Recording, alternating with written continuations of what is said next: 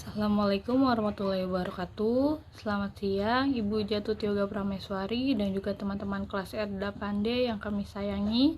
Perkenalkan, kami dari kelompok 6 yang beranggotakan yang pertama yaitu Adinda Ratna Ristia, yang kedua Adela Gustiani, yang ketiga saya sendiri Rini Juliana, yang keempat Ardita Triseptiani, yang kelima Devi Arisia Oktaviani, dan yang terakhir Dede Yakub. Kami akan membahas tentang materi bagaimana manusia memahami ujaran. Terdapat 6 poin dalam materi bagaimana manusia memahami ujaran. Yang pertama yaitu struktur batin dan struktur lahir, yang kedua proposisi, yang ketiga konstituen sebagai realitas psikologis, yang keempat yaitu strategi dalam memahami ujaran, yang kelima ambiguitas, dan yang terakhir penyimpanan kata. Selanjutnya akan dilanjutkan oleh rekan saya Ardita Triseptiani. Baik, terima kasih moderator. Pada kesempatan kali ini saya akan memaparkan poin pertama, yaitu struktur batin dan struktur lahir.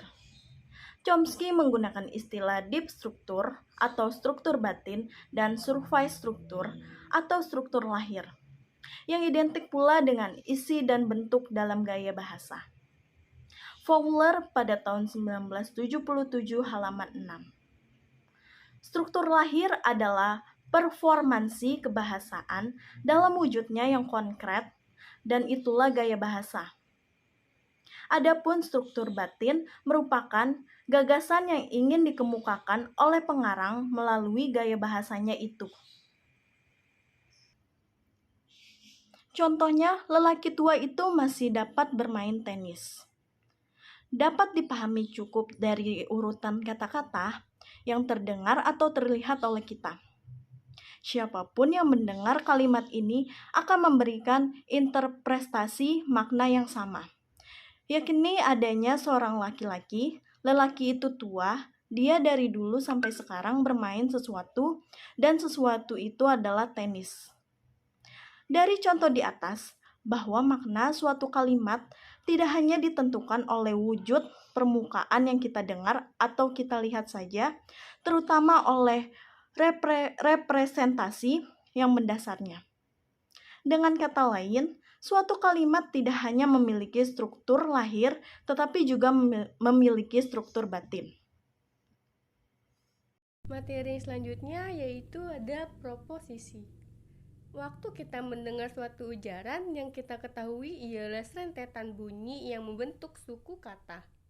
Dan suku kata menjadi perkataan, dari perkataan menjadi frasa, dan seterusnya. Akan tetapi, memahami ujaran itu perlu mencari bunyi dari perkataan-perkataan itu sehingga terbentuklah representasi makna yang mendasarinya. Unit-unit makna pada kalimat dinamakan proposisi.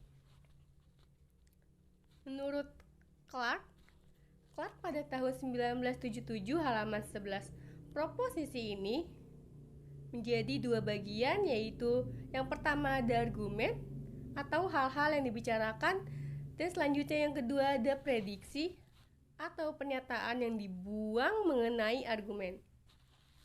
Begitu kita mendengar sebuah kata, proses mental kita mulai bekerja dengan membangun makna pada kata ini dengan memanfaatkan fitur-fitur pada kata ini. Hal tersebut dapat dilihat pada contoh preman tua itu mencuri sepeda saya. Ketika mendengar kata preman, muncul dalam benak kita fitur-fitur semantik seperti manusia, jantan, atau perilaku negatif, dan sebagainya. Lalu kata tua itu menambahkan fitur berumur lanjut, dan itu menambahkan lagi fitur definit dan bukan genetik. Pengurutan kata preman, kemudian tua, dan kemudian itu membentuk suatu hierarki proposisi pada tataran frasa yang menyatakan bahwa lelaki tersebut adalah preman yang telah berumur lanjut usia, dan orang itu adalah orang yang telah kita ketahui identitasnya. Poin selanjutnya, konstituen sebagai realita psikologis. Sebuah kalimat mengandung potongan-potongan konstituen. Konstituen bukan sekedar potongan kalimat yang bersifat arbiter. konstituen tersebut memiliki landasan psikologis maupun sintaksis yang kuat. Landasan pertama adalah konstituen merupakan satu kesatuan yang utuh secara konseptual. Contohnya adalah frasa preman tua dalam kalimat preman tua itu mencuri sepeda saya. Frasa preman tua dapat diganti dengan konstituen lain yang berupa satu kata yaitu Alex atau dia. Landasan kedua adalah pemotongan kelompok kata di luar konstituen akan mengganggu komprehensi pendengar. Landasan ketiga adalah kesatuan makna dari konstituen-konstituen akan tersimpan dalam memori bukan kata-kata yang terlepas dari konstituennya. Terdapat 3 faktor agar pendengar dapat memahami suatu ujaran dengan baik. Pertama, pengetahuan dunia. Kedua, faktor sintaktik. Ketiga, faktor semantik. Nama saya Dinda Ratnaristia. Saya akan menjelaskan tentang strategi dalam memahami ujaran. Dalam memahami ujaran terdapat 3 faktor yang membantu. Faktor pertama yaitu yang berkaitan dengan pengetahuan dunia. Yang kedua, dalam memahami ujaran kita dibantu oleh faktor-faktor sintaktik. Yang ketiga, kalimat terdiri dari konstituen. Contohnya itu ketika kita melihat gajah berbadan besar, membuat kita menganggap gajah yang berukuran seperti seekor kambing adalah gajah kecil. Sebaliknya, ketika kita melihat semut berbadan kecil, kita berkata bahwa semutnya itu panjangnya sekitar 2 cm. Itu semut yang besar. Dengan demikian, ungkapan gajah kecil dan semut besar harus dipahami oleh konteks tentang pengetahuan dunia. Tidak jarang, pengetahuan dunia ini merupakan satu-satunya faktor yang membantu kita untuk memahami isi suatu ujaran. Baik, selanjutnya ada ambiguitas. Kalimat yang ambigu memerlukan waktu yang lebih lama untuk diproses. Hal ini terjadi karena pendengar menerka makna tertentu tetapi terkaan tersebut salah sehingga dia harus mundur lagi untuk memproses ulang seluruh interpretasinya. Ambiguitas dibagi menjadi dua macam, yaitu ada yang pertama ambiguitas leksikal, yang kedua ambiguitas gramatikal. Nah, contohnya ini, saya melihat anak kecil itu menangis di halaman belakang. Maksud contoh tersebut, apakah anak itu menangis di halaman belakang rumah saya atau di halaman belakang tempat lain? Nah, untuk memahami kalimat ambigu tersebut, terdapat 2 teori untuk memprosesnya. Yang pertama itu ada Gordon Park Theory. Teori ini memiliki 2 prinsip, yaitu Minimal Attachment Principle atau MAP dan Let Closer Principle atau LAP. Yang kedua ada Constraint Stratification Theory. Selanjutnya adalah penyimpanan kata.